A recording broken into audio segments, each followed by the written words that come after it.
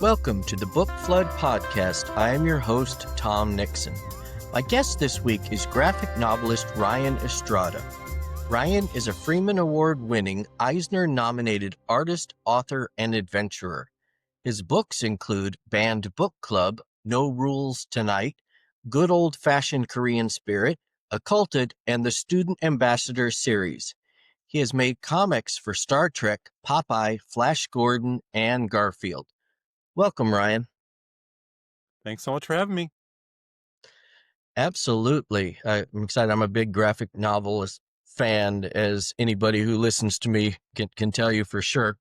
So why don't we start a little bit? Tell me about your career trajectory. How did you get to this place with multiple books and everything that you do?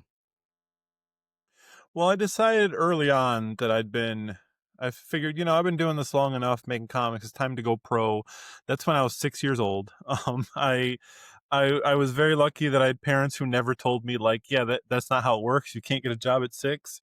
They took me to the library. I looked up books on how to send out pitch packets, and I started submitting to newspapers and comics at the age of 6. And I kept going for a decade until one of them finally said, fine, we'll hire you.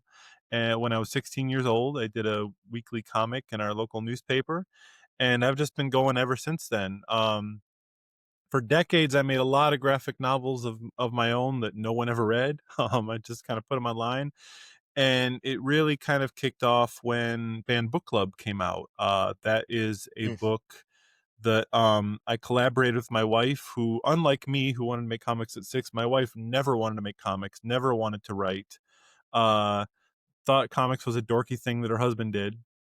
And then one day we were walking up a mountain, and she had just met some friends from college the day before, and said, "Yeah, it reminded me of back when I was hunted down by the police for smuggling illegal books." And I'm like, "Wait, when you what?" Back up. And she told me this story. I posted about it on social media, and we were offered a book deal based on those posts. And they said, "Do you want to make a book about this story?" And I said, "Only if my wife is my co-author." And they said yes, and I was all excited. And she said, "I gotta write a book? That sounds hard." But working together, we made such a good team that the book just hit at just the right time. People loved it, and that kind of kicked off a series of books, like the as you mentioned, Good Old Fashioned Korean Spirit is the one that comes out October 7th. But I've done books for kids, for teens, for adults, for everybody, and I traveled the world and make books. So I'm very excited to be able to do that. Excellent. So you mentioned Good Old-Fashioned Korean Spirit, and I know that's coming out next week, I believe you said. Mhm. Tell us about it. Yeah. So when I first came to Korea, my friends would invite me to this spooky old like persimmon orchard that the population was 4. There's 4 little old ladies. That I realized I just held up 3 fingers. It's 6 a.m. But uh I 4 little old ladies that just had all these very old traditions where they basically brought us in to be ghostbusters. And they Mm. believed that there were ghosts and monsters that lived in their village, and they needed our help to scare them away with instruments. A lot like K-pop demon hunters, but we were just a bunch of foreigners with drums and stuff that we didn't know how to play. And so we just played the Ghostbusters theme song. And so I took that setting, which is somewhere my wife had gone when she was in college, and set a lot of the stories that we had collected about our college days in that place. And we made it about so we made it, since it's about ghosts, we made it set it up like a horror story, but instead of being afraid of actual ghosts, what they end up being afraid of is each other, because they're living in a society under a dictator that's kind of forcing people to fear one another. And it's Mm. about how they learn to accept these old traditions, accept one another, and come together to get over their fears and help make their country a better place. Excellent story.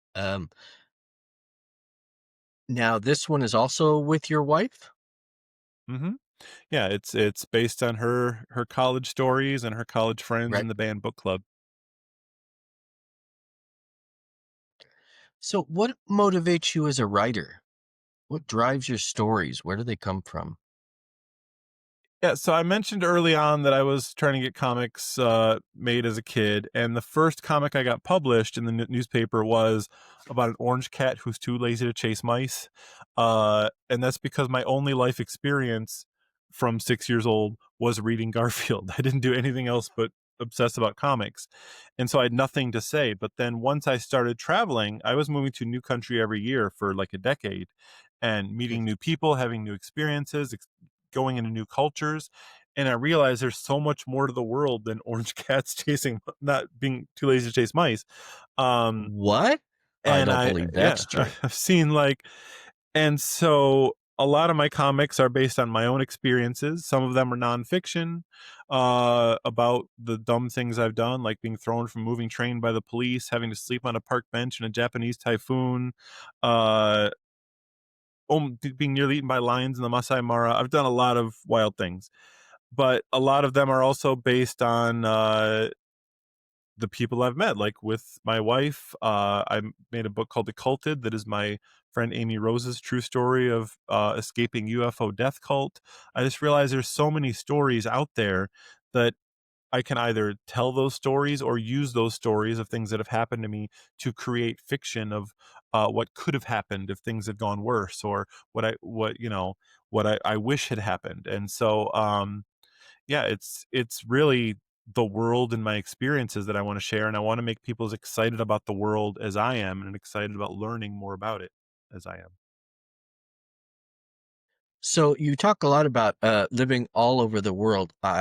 We share something in common. Long ago, probably before you were born, I suspect. But I lived in Korea for a year. Mhm. Also lived in Japan for a couple of years. But where do you live at in Korea? I live in Busan, right where if Mm-hmm. anybody's seen Black Panther, that bridge he drives across, that's right in my neighborhood. I was actually standing there when they filmed it. Long ago, when I was in the Navy, I went to Busan a couple times actually. But when we lived there, myself, my wife, and my youngest or my middle child, long story there, uh, lived in Seoul. In it's funny because of the song now, but in Gangnam, um, it's a fascinating culture. So much to see and do and such. Hope to go back again sometime soon. Mhm. Yeah, I love living in Korea, and I really love Busan. Everybody knows Seoul, but I love Mm-hmm. Busan because it Busan kinda has little brother syndrome where it's jealous of all the attention Seoul gets, so they keep Right. building new infrastructure and new cool things to, be the new cool city, and it doesn't work. People only know Seoul, so they just keep building stuff, and those that live there are like, "Great, keep it coming. We're enjoying it." Oh, I bet. Well, it's what Seoul is. A quarter of the population lives in Seoul, something Mhm. like that. Yeah, yeah, Busan's the 2nd largest city. Mm. What are you working on now? Right now, I have so many pitches out for what the next book is. I'm working on like about 10 different books because each one is supposedly about to the deal's about to be finalized, and as soon as one's finalized, I'm ready to roll. But the biggest one I'm working on is I've made a lot of books about Korea. I want to make books about where my family comes from. My grandfather's from Zacatecas, Mexico, and so Mm. I'm making a book that takes place there.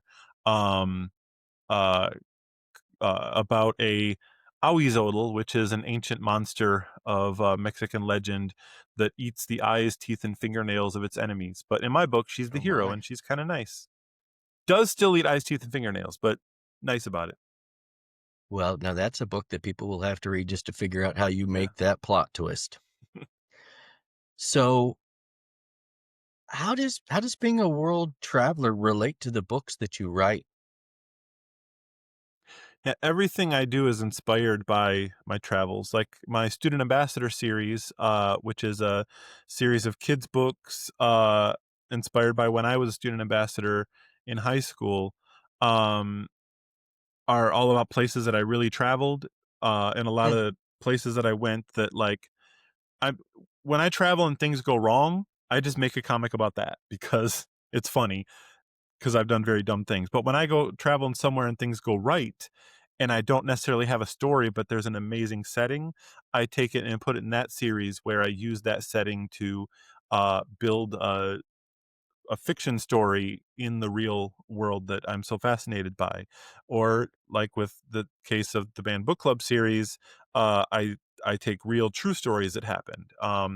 Everything I do is based on something that I experienced around the world, and again, I want to make people excited about it because I love seeing the world and experiencing more about it. Hmm, me as well. So, can you give us an example of something that went really wrong in your travels that you can share with a family show? Mhm. Um, yeah, let's see. I mentioned a few of them at the start, but which one do I want to tell? Yeah, so I'll mention that when the one that really changed my life, as I mentioned, I slept on a park bench in a typhoon in Japan. So it was when I first came to Korea, and there was a thing you had to do back then called a visa run, where you would come on a tourist visa, they'd get you all your paperwork, then you go to Japan to get the visa. Now, my work did not want me to miss any class, so they sent me on a Korean holiday because there was no work that day. Didn't occur to them that the Korean consulate closes on Korean holidays. So I fly out to Japan. I literally just graduated college. I have no money. I haven't been paid yet. I haven't started working yet. And I have just enough to survive for one night, which doesn't turn out to be one night because the consulate's closed. I can't get a passport, so I have to miss my flight.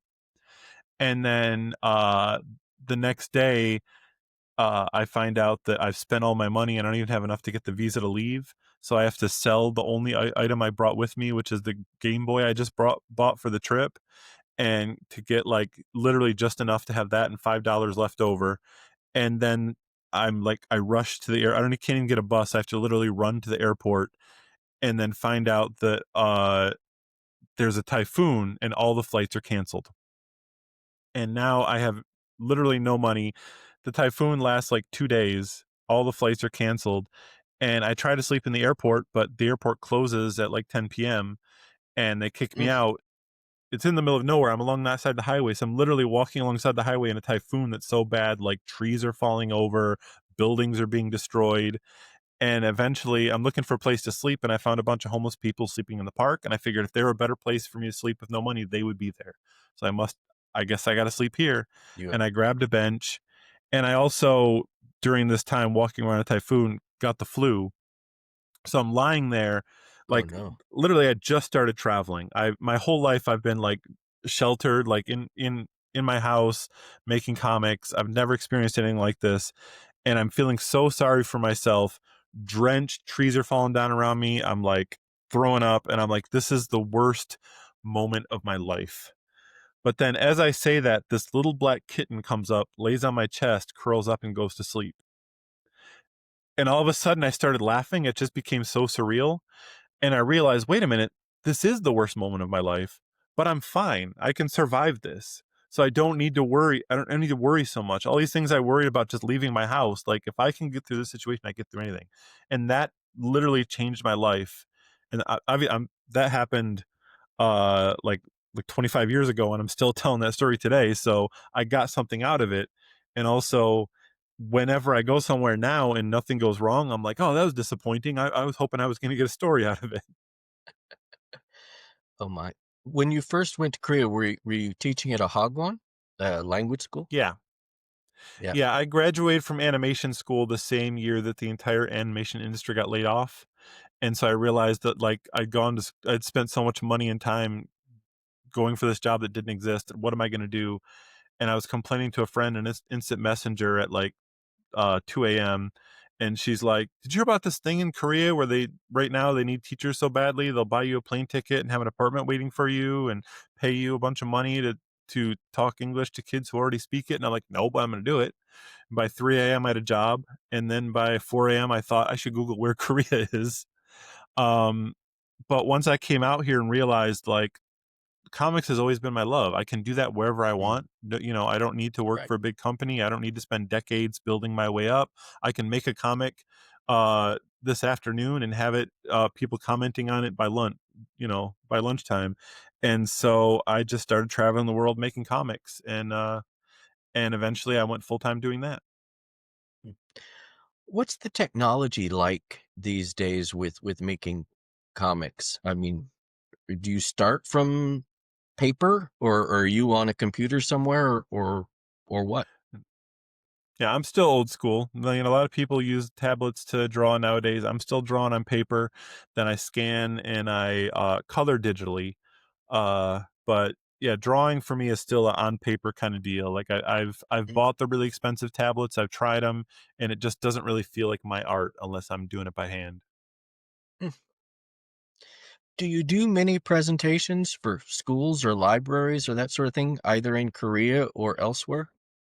hmm Yeah, for a long time since I was in Korea, I couldn't do that except for the occasional like international school here. But since a lot of things went to Zoom, all of a sudden I've started being able to travel the entire world, and like almost every night or every night or every morning, I'm on Zoom talking to libraries, talking to book clubs, talking to like the Nice. banned book museum in Estonia, and I get to travel around. Korea and Japan doing talks in person. And I used to at least once a year travel to the US to do some talks, and we were supposed to be there right now. But my wife and I decided now is maybe not the best time for my to bring my banned book writing Korean born wife into America, because our book has Right. been banned in 3 US states. So I decided maybe now's not the time.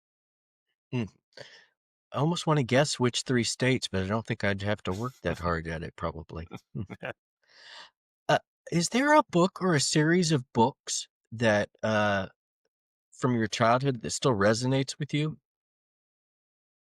I love the Bone series, Oh yeah, which is by Jeff Smith. As far as graphic novels go, just the way he built this story up over such a long time and had such amazing drawings, but like had that balance of like really simple cartoony characters and really detailed characters, and just yeah, I still love that series. uh, you talked about one of your books being banned. Which one was that? Banned Book Club and Occulted, the two that are literally about banned books.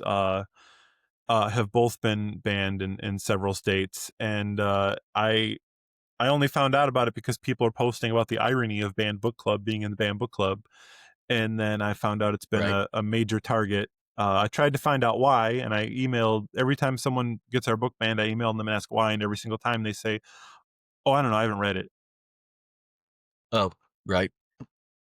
Uh, that's why most libraries have a policy about book challenges and these kind of things. And the first thing is like you have to read the book before we're willing to talk to you. You have to read the book because so often that's Mhm, exactly the case. Is well, it's about banned books. There must be something wrong with that. Did you mhm. read the book? Yeah, well, I mean, a lot of every librarian would love to have a policy that they have to read the books, but the problem is the governments that their libraries are in, Pat, like in Florida right now, if one person complains about a book, the library or school has to remove it immediately, or else they can be charged with a felony. Right. And that person does not have to read the book, and they don't. I've learned when I flew out to Kentucky to speak, because often when our book is banned, I'll fly out and speak at the local school board meetings. I found out not only not read the book, they don't read the whole title, because they had where I went, I found out they had confused "Let's Talk About It: The Teen's Guide to Sex" with "Let's Talk About It: The Sesame Street Guide to Conflict Resolution," because they didn't make it past the first four words of the title. Jeez. Yeah, the level of education in the US these days. Oh my. So what are you reading now? Um, right now, I've been listening to a lot of audiobooks from. Mhm. If people don't know about this, there is the Digital Library of Korea. Let me try to get this right. Something like the Digital Library of Korean Translation, and it is a free library that you can add the card into your like Libby account and get any Korean book that's ever been translated into any language. So yeah, you can Wow. listen. I was listening to like Pachinko and um what else? What else was there? I'm forgetting the names of books now. It's too early in the morning, but yeah, I've been going through a lot of those to get more Korean literature knowledge. That's fascinating that all of that is available and in your Libya account, no less. Uh-huh. Well, I want to thank you very much for being on the podcast. I'd like to remind our listeners / watchers to please like, subscribe, share wherever you can. Again, thank you, Ryan. I greatly appreciate you being on the podcast. I really appreciate you having me. Take care.